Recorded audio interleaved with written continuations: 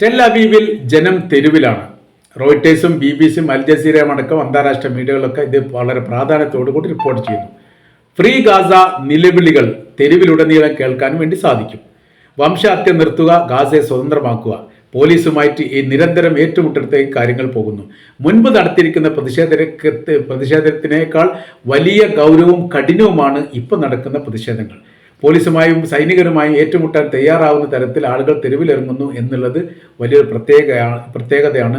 അതോടൊപ്പം തന്നെ free Gaza നിലവിളി അപൂർവമായിട്ട് മാത്രമാണ് ഇസ്രായേലിൽ നിന്നും ഉണ്ടാവാറുള്ളത്. അവർ പറയുന്ന കാര്യം ഇത്രയേ ഉണ്ടാവാറുള്ളൂ. സാധാരണഗതിയിൽ അവരുടെ സമരങ്ങളും പ്രതിഷേധങ്ങളും പ്രക്ഷോഭവുമായിട്ട് ബന്ധപ്പെട്ട കാര്യത്തിലൊക്കെ അവരുടെ മുദ്രാവാക്യങ്ങളും അവരുടെ പ്രതിഷേധ പ്രസംഗങ്ങളും ഒക്കെ പറയുന്ന കാര്യങ്ങൾ ബന്ദികളുടെ മോചനം, ഫലസ്തീനുമായിട്ട് ബന്ധപ്പെട്ട കാര്യത്തിലെ പ്രശ്നങ്ങൾ അവസാനിപ്പിക്കുക, വെടിനിർത്തൽ കരാർ പാലിക്കുക, അവിടുന്ന് പിന്മാറുക, ആ തരത്തിൽ പോകുന്നു. അതായത് രാജ്യത്തിന് ഗുണകരമല്ലാത്ത രീതിയിലുള്ള മുദ്രാവാക്യങ്ങൾ അല്ലെങ്കിൽ സർക്കാർ വിരുദ്ധമായിരിക്കുന്ന നിലപാട് എന്ന് പറയുന്ന ഒരു സമീപനം യഥാർത്ഥത്തിൽ ഇസ്രായേലിലെ ജനങ്ങളുടെ ഭാഗത്ത് ഉണ്ടാവാറില്ല. ഇപ്പം രീതിക്ക് മാറ്റം വന്നു. അവർ വിളിക്കുന്ന മുദ്രാവാക്യം ഗാസയെ സ്വതന്ത്രമാക്കുക, നമ്മൾക്ക് അവിടെ പ്രത്യേകിച്ച് റോളൊന്നുമില്ല, നിങ്ങൾ തിരിച്ചു പോരുക, നമ്മുടെ ദേശം ഇവിടെയാണ്, ഇവിടെ നിങ്ങൾ ജീവിക്കുക, അവരവിടെ ജീവിക്കട്ടെ, നമ്മൾ ഇവിടെ ജീവിക്കട്ടെ എന്ന തരത്തിലേക്ക് മുദ്രാവാക്യം മാറിയിരിക്കുന്നു എന്നാണ് അവിടെ നിന്ന് വരുന്ന സൂചനകൾ.